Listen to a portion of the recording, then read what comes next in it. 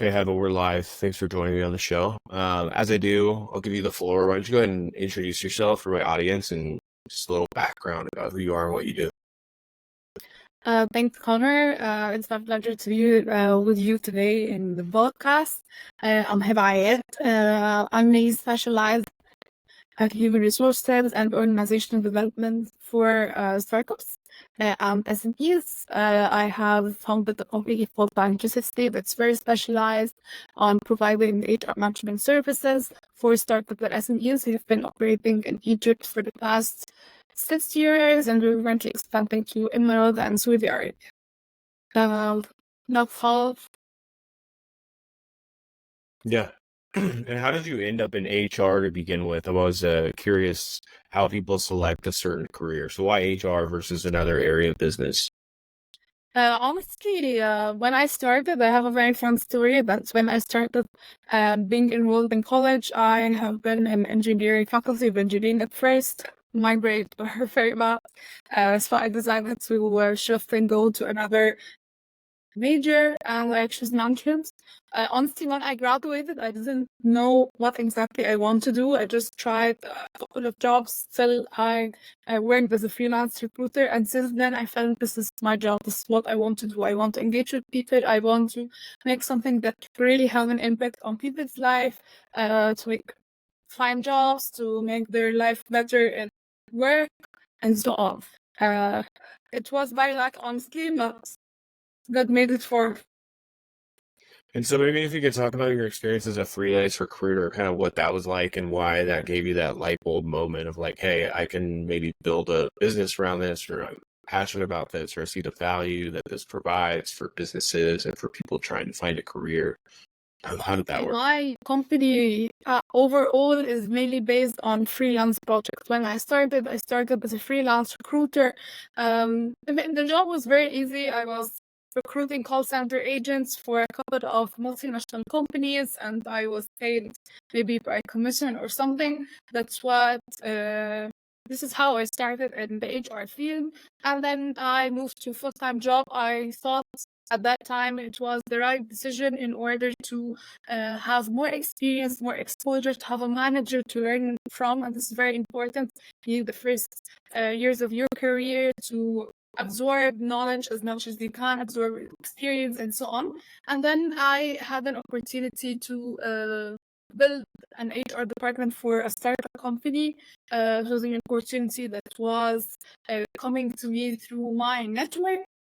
And honestly, this experience helped me a lot in shaping my knowledge and experience in consulting, how to build everything from scratch, and so on.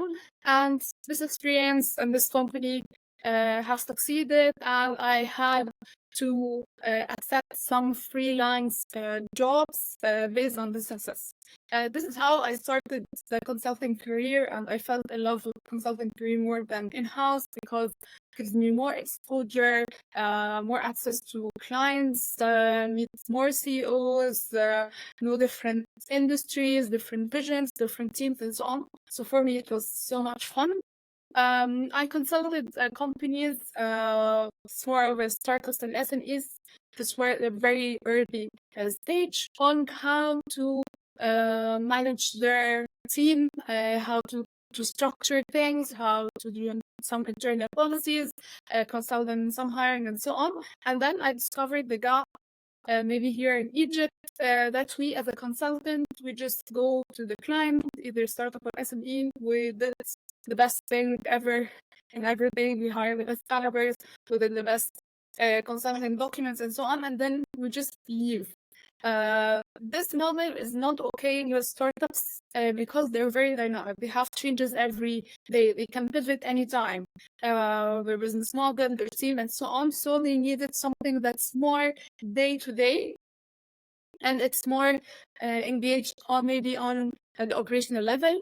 So I started to work on a model that can provide startups with this benefit, And this is how Talent 360 was founded and created. I developed a model where you have an HR advisor on site that's dedicated with you and the shared HR department in order not to hire a very big HR team. And at the same time, you can have all the experience you need, either in the organizational development, in the recruitment, performance management, and maybe personnel and some legal affairs. So let's back up a little bit, and maybe for anybody listening to this, maybe somebody that's just starting out their career, or maybe they want to pivot. I mean, what does it take to be successful in HR? You know, why were you able to find success, or what kind of skills or character traits are needed in this type of role?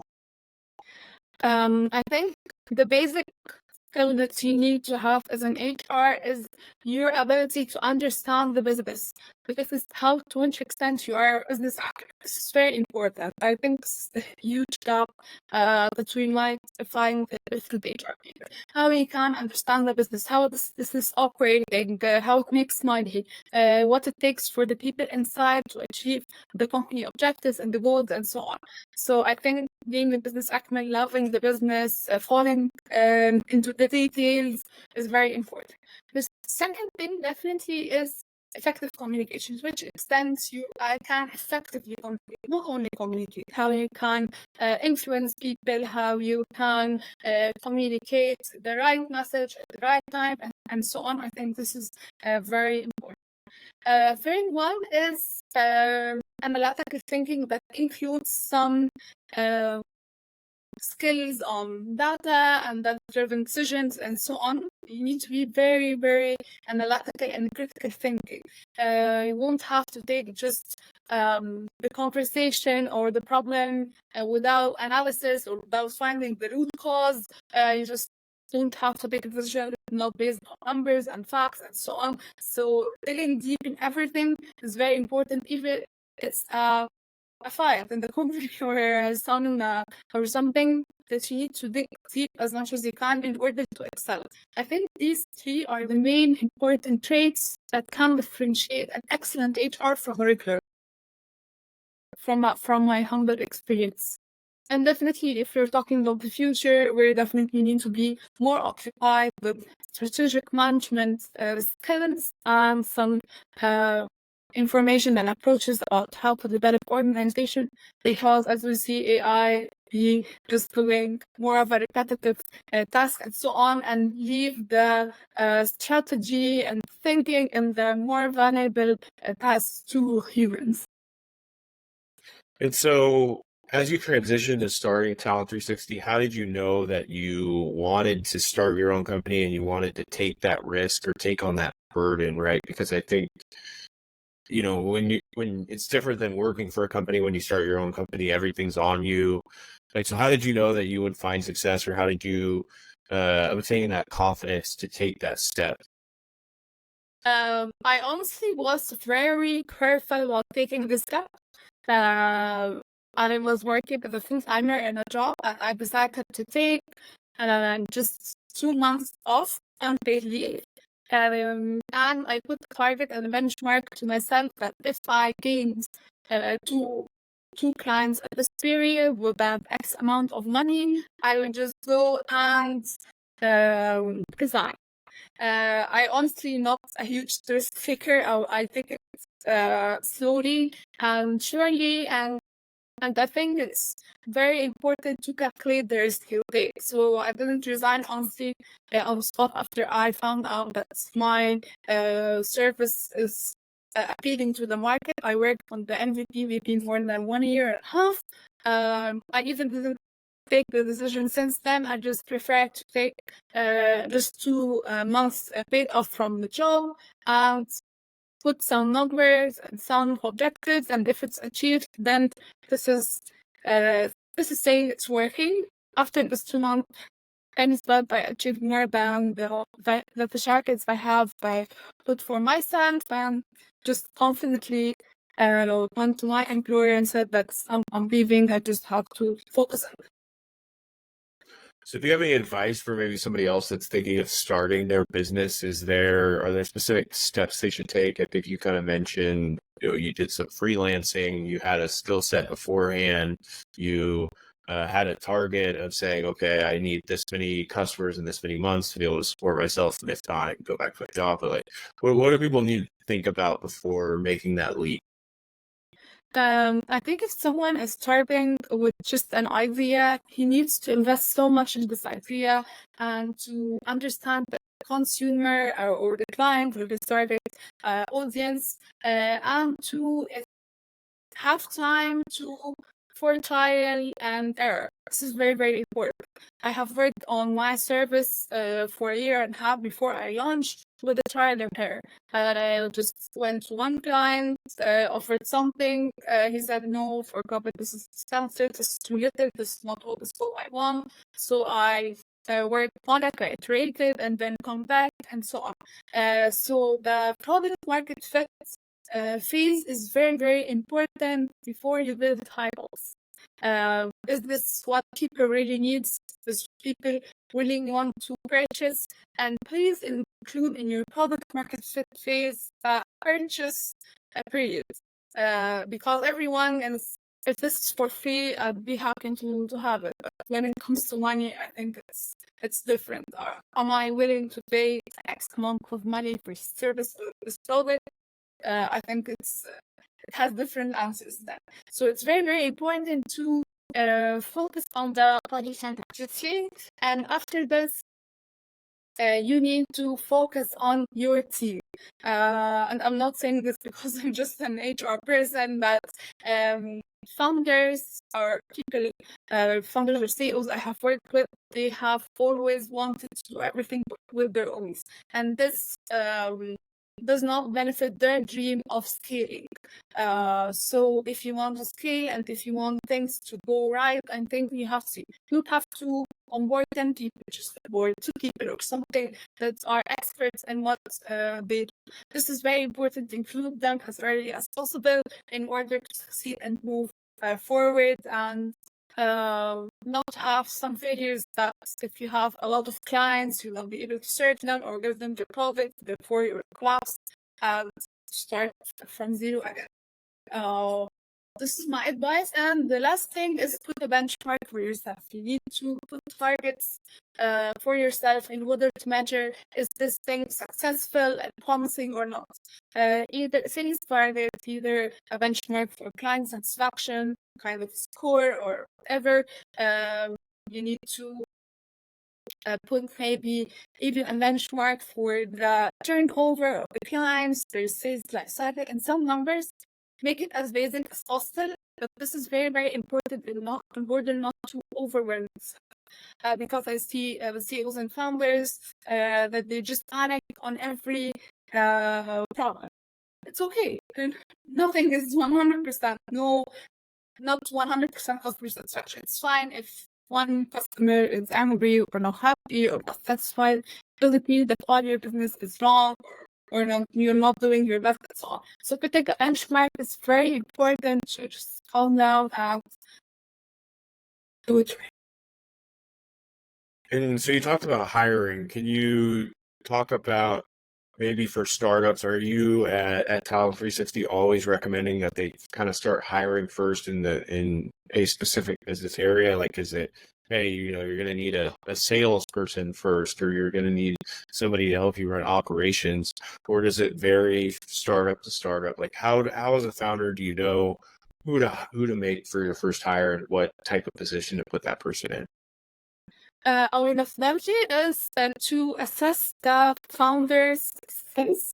His good acts, for example, Connor will be excellent in sales.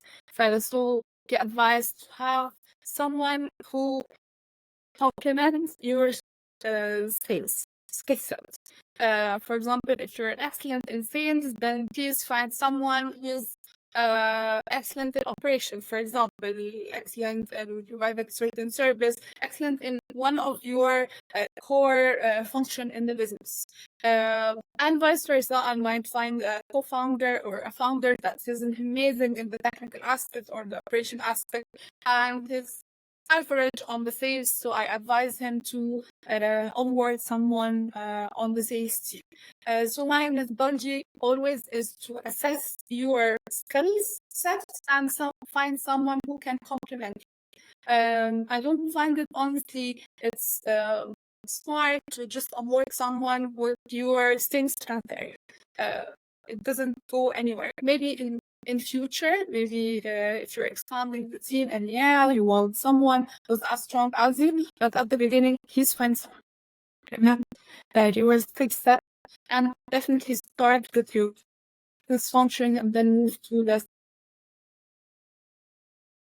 And I'm sure you've hired a lot of people. How do you know that you're the person that you want to hire is an A player versus a B, C player, or someone that you may end up needing to let go later on, right? And I think when you're making that first, especially those first couple hires, it's really essential that you're getting a very high quality person that's going to help you grow the business. I mean, do you have any advice for founders that are interviewing people or looking for high quality candidates? I mean, considering your background in recruiting and HR, what should founders do? Yeah.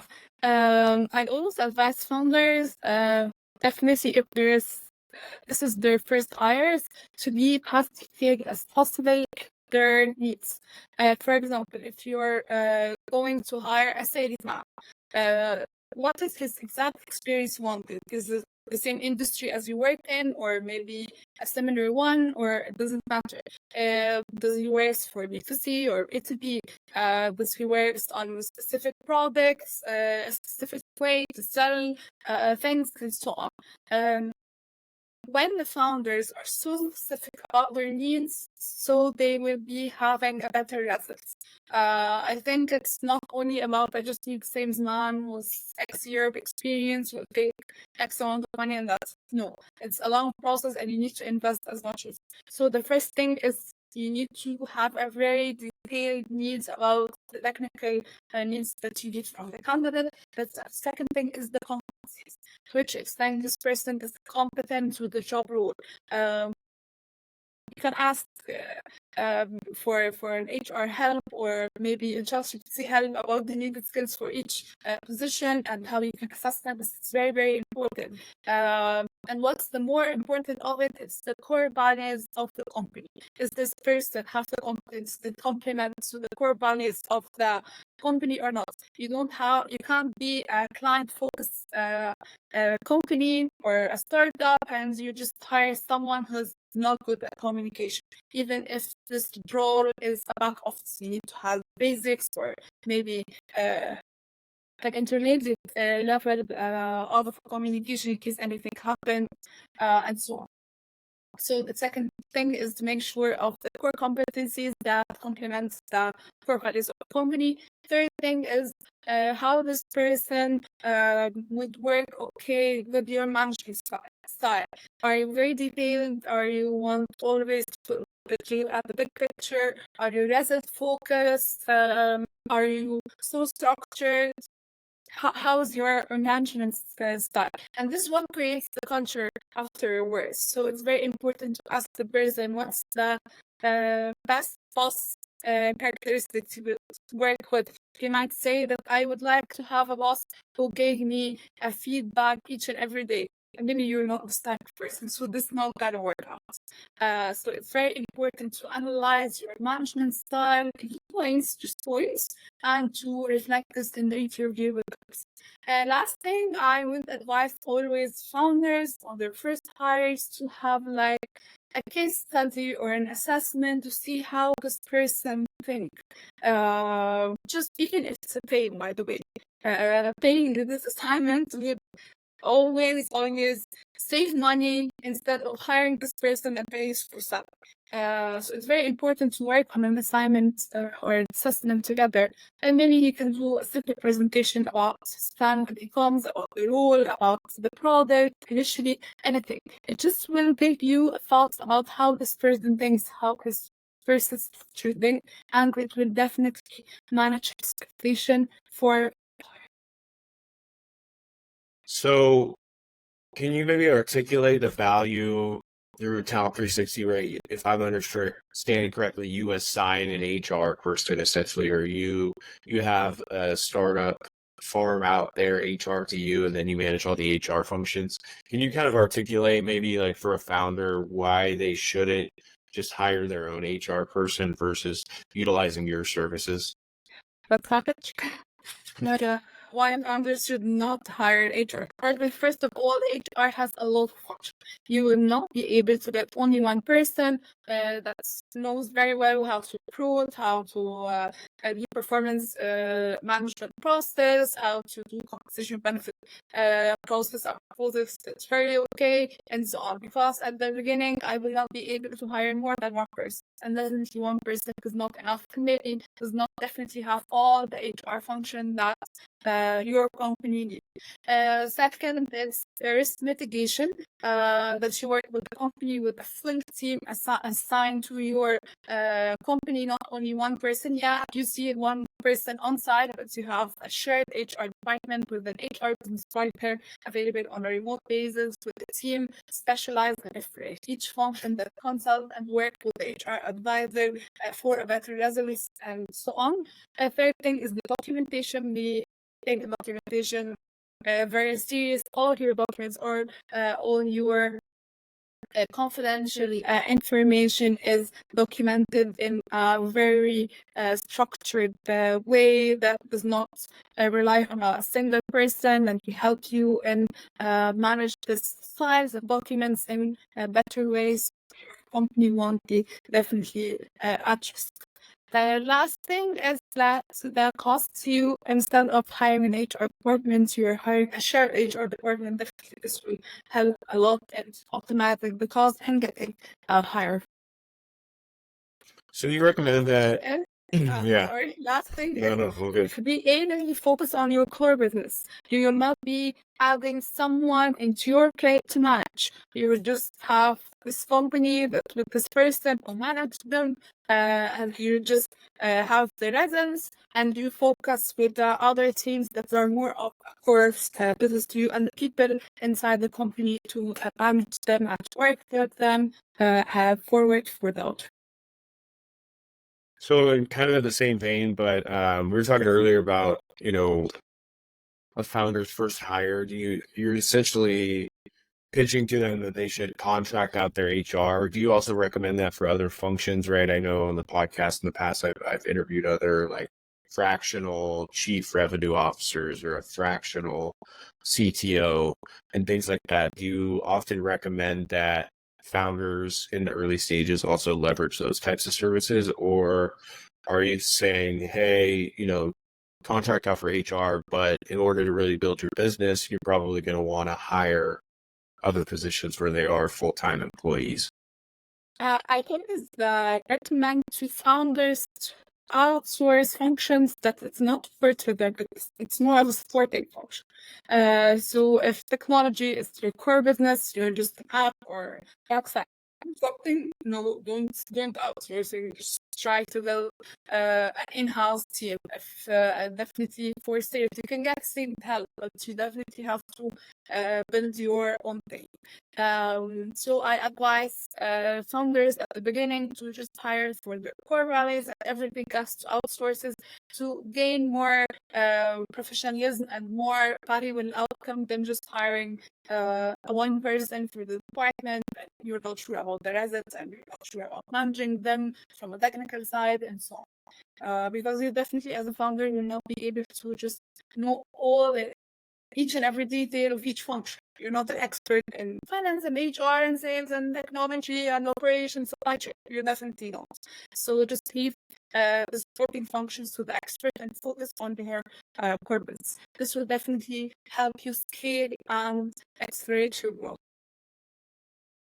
So I want to talk about you and kind of how you, for your company specifically, handle hiring, right? I would imagine if you need to have all these agents that are then serving your customers. So maybe if you can speak to your approach to ensure that, first you have enough employees to meet the needs of your customers, and then how you deal with maybe an underperforming employee, or I'm sure there's these things happen a lot where this employee says, oh, I'm, quitting and I'm going to another company. And then you need to then replace that person so your customers are happy. And that all falls on you as the founder. So maybe you can talk about how you manage that and ensure that you're meeting customer needs and have the staff to provide the services that you promised. We're honestly a very big team to be able to do all this. The project is doesn't have only one person to work on it. We have multiple resources to ensure that if everyone is not here for any reason, left or sick or whatever, that all people are engaged, informed, and the client has always feel that there is a substitute in case anything happens. The second thing is we invest a lot in our internal processes and in learning and development opportunities.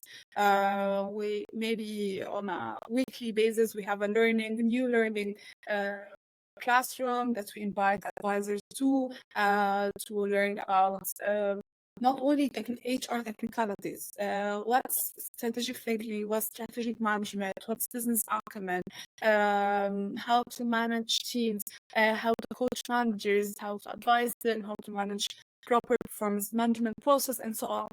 So you always have to feed our people with new skills and to accelerate their growth, their personal growth, and definitely their profession. This is the first thing, as I said, the learning and development. And the second thing is investing in our internal processes. We invest a lot in our SLAs, our documentation, our quality check process. And we currently are investing in technologies to just make things better. We use a few technology, honestly, not a very big thing, but we're currently working on enhancing this because we would like to expand regionally, as I said, and become a huge client base in Egypt, so we need to serve them with the same quality. So maybe we can pivot a bit and kind of talk about that startup culture in the Middle East, maybe Egypt specifically, and then where you're looking to expand as well. And I think, you've been in business for about 6 years. Can you maybe speak to, because I'm not familiar with it, like what the entrepreneurial culture is like in Egypt? Has that changed drastically recently where a lot more people are starting companies? And then what type of companies are people starting in Egypt and in the Middle East? Are you working with a lot of technology startups, or are they more just, locally based businesses in Egypt, but they have recently started and are attempting to grow more regionally? Honestly, the entrepreneurship scene in Egypt has developed a lot and has matured a lot. We have seen a lot of promising tech-based startups that are expanding maybe regionally and maybe globally as well. So the startup scene here in Egypt is so dynamic. We have like every day someone with an idea pitching. There's a lot of support from the government or private institutions and so on. So it encouraged people a lot in the past 5 years to open startups. The main thing, yes, is the technology startups or maybe local businesses that's more of fashion based or some that's more of a green tech based, some green tech based initiatives are hugely supported here in Egypt. So yeah, we have a huge increase in the number of startups and SMEs locally. And I have seen this coming in Saudi Arabia as well. The Saudi Arabia government is supporting a lot of initiatives, entrepreneurship initiatives in specific for locals to open their companies, either it's technology-based company or maybe just a regular business. So this is very promising for us, and I think we have the right experience and capabilities to equip these people, especially they're just starting this era. And so maybe you talked about it briefly, but so you're going to expand in Saudi Arabia and other areas in the Middle East, and where exactly are you looking to expand, and when will that take place? Primarily, we're expanding in Saudi Arabia. Secondly, we're looking to expand in the UAE, specifically Abu Dhabi. And so you as the founder, right? I think you've been doing this for about 6 years. I mean, what is your goals? What are your overall goals for Talent 360? Is it like, hey, I want to be the go-to HR services provider for startups throughout the Middle East? Or do you have bigger ambitions than that? And then you say, okay, we expanded in Saudi Arabia and Abu Dhabi, and now we're going to look to Europe. I mean, what are your ambitions as a founder? My dream definitely is to be the HR business partner, trusted HR business partner for startups. I hope globally, not only regionally. I know that I take some time to expand regionally, but maybe in the upcoming years it will be faster because I think I have developed the needed model, the needed processes, the needed experience that can replicate easily. So hopefully it will be getting much easier in the upcoming expansion. And with the honestly very fascinated with AI and HR. I think this is amazing. This is gonna change everything. I'm working currently on how to integrate this AI tools and maybe AI applications into reshaping the HR department in companies, and maybe this would be a huge part of upgrading my service and helping me to expand. So maybe to speak to like the biggest thing that's holding you back, right? Like from your ambitions of a global brand, like I don't know if you think about it like as a founder, what skills you need to provide or what roadblocks you need to eliminate, whether it's like capital or hiring the right people that can help you launch in Europe or the United States or wherever you're launching next. I mean, what are those hurdles that you have to get over, and like how are you thinking about getting over those to achieve that in final goal, which is a very big goal? I think first of all, maybe the people. I think I need more different skill sets, maybe technology skill sets, different handles and different country experts in the countries or where I want to expand. Then the second, definitely, I would. I'm currently in the middle of some fundraising opportunities to be able to expand and do what's technical. But I've always found that the challenge is not in the capital. Definitely, I need some capital to be able to do my dreams. But I think choosing people and onboarding the right people is more important, and it's more challenging maybe than finding fun. And then maybe you could speak to your why. Like I always find it interesting. Okay, you have this, this really big goal. Essentially, if you went global, I would imagine it'd be a pretty big company, which would be a big responsibility, right? It's going to take up all your time. You don't have time for other things, or you need to make sacrifices. So why sacrifice? Maybe if you were just the regional player in the Middle East, and then you could have a better work-life balance where you have more free time and you still have a decent amount of earnings. So like, what is your why to try and continue to push for something so big when you don't have to do that? Honestly, my motivator is to make impact, and my job, my company, I feel that they are making impact. They're making company growth. They're making some employees, their work environment is better, and their workplace is better to be productive and be happy and so on. I feel that this is my mission, to make impact where I go, and I believe this. I can do this through my job, and I think I'm very lucky to have a job where I really can impact people, not only making money. I just can impact others either in their businesses or in their employment trade. So this is my motivator, that I can impact a lot of businesses, more people. So why not just find it? I guess I need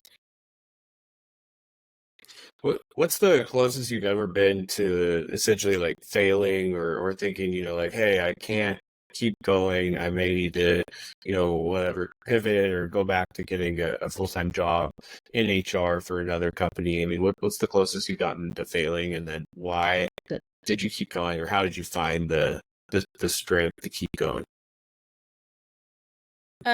Definitely this happens a lot. Life you founder, sometimes it's so hard and it's so heavy, and you can't handle everything that's falling everywhere. I maybe not think of quitting, but I think this would be an opportunity to reshape things and take maybe some decisions. For example, I had just a health issue 2 years back. That I have been in the ICU for several days, and so on. But this was an opportunity for me, an eye opener, honestly, for me. That after I just went out of the hospital, I just promoted team managers.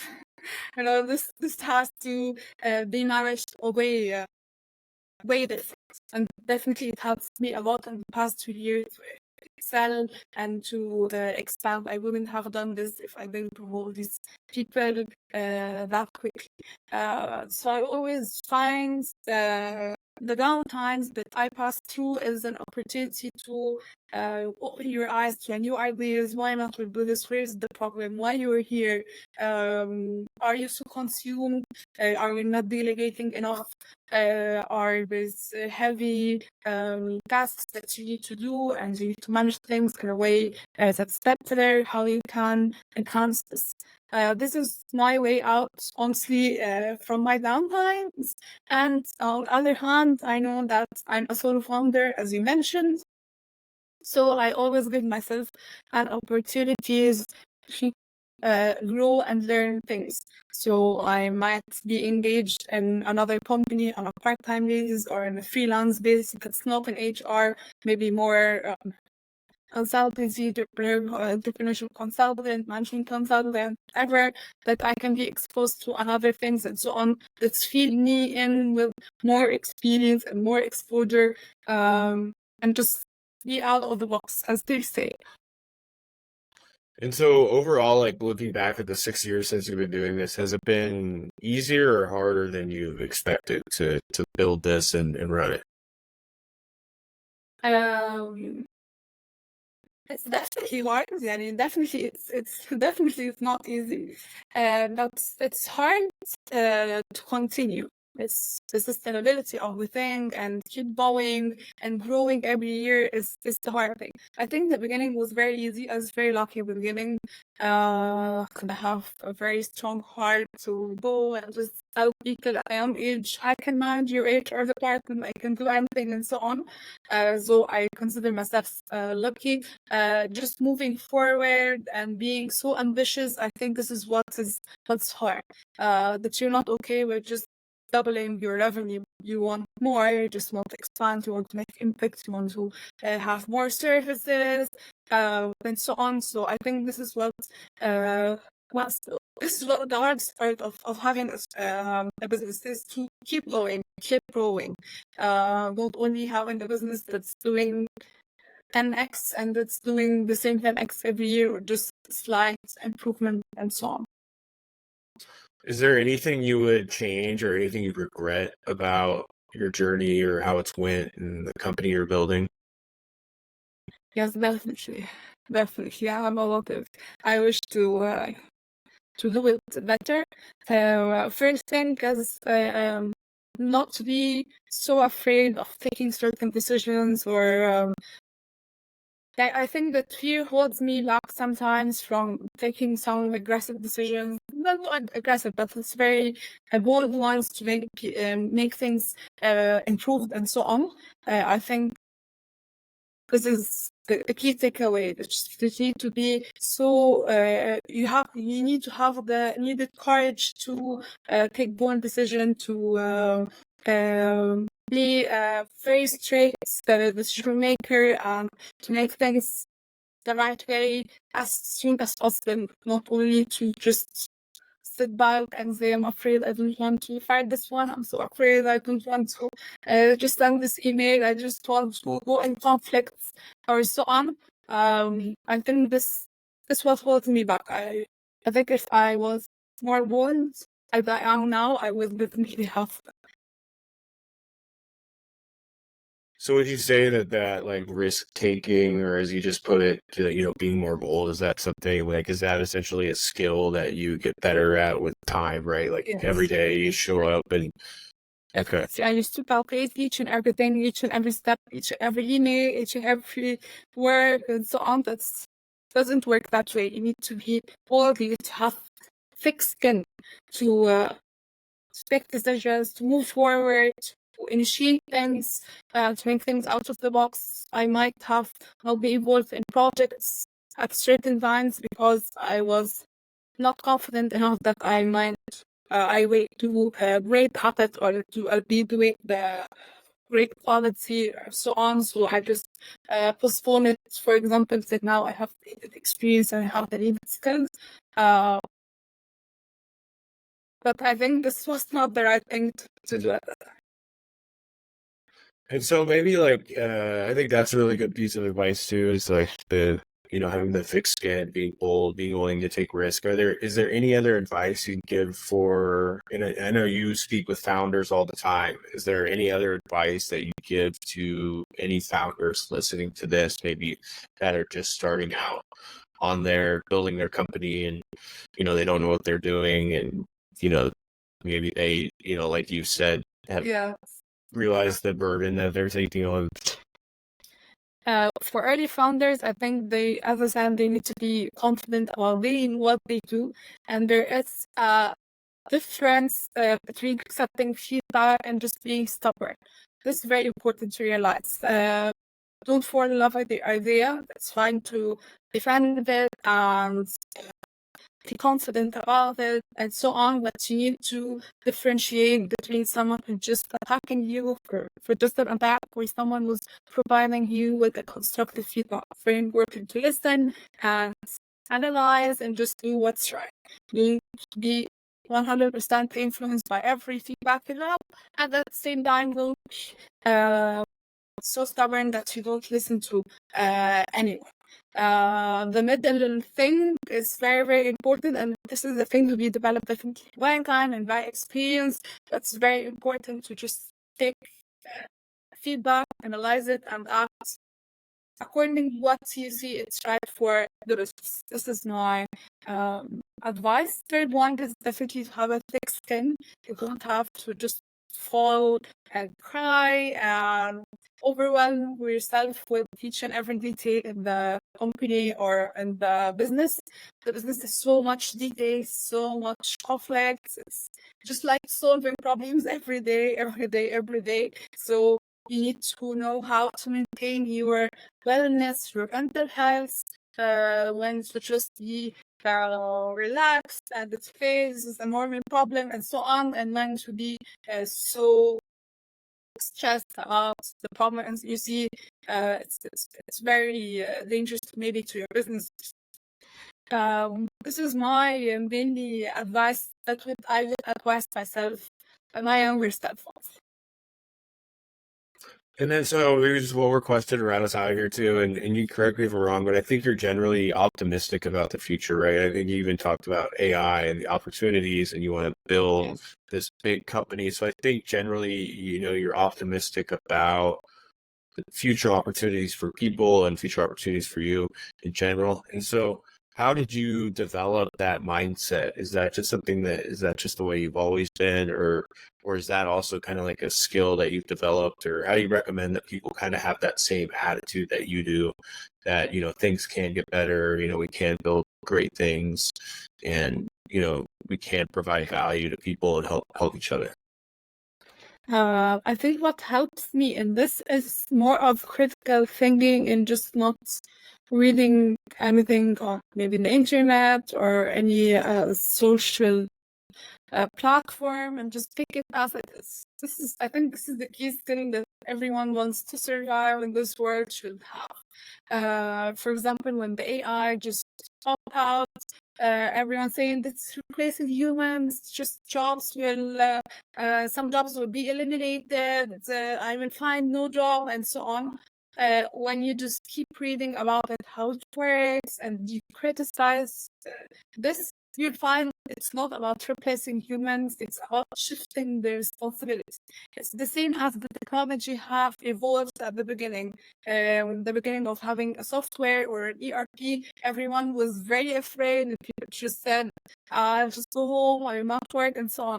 Like now, no one went home. There are new jobs that have developed, new technology, new science people are informed, and at the same time, people who just where, for example, doing their financials on papers, they just work on Excel, and now they're working on ERP and software and how and AI powered tools and so on. So just people need to not be influenced with each and everything they just saw or read on maybe social media or any platform of the internet as a whole, or they listen to it in the news or TV. They just need to criticize and analyze everything they see or hear.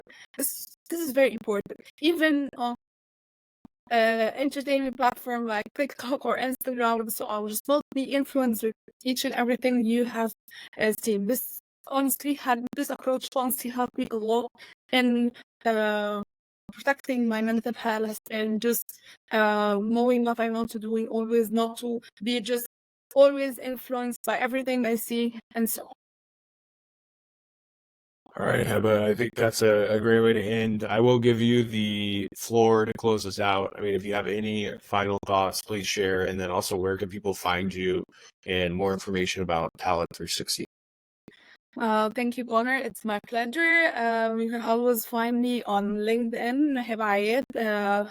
Feel free to contact me for anything that's related to startup management, talent management, or HR consulting.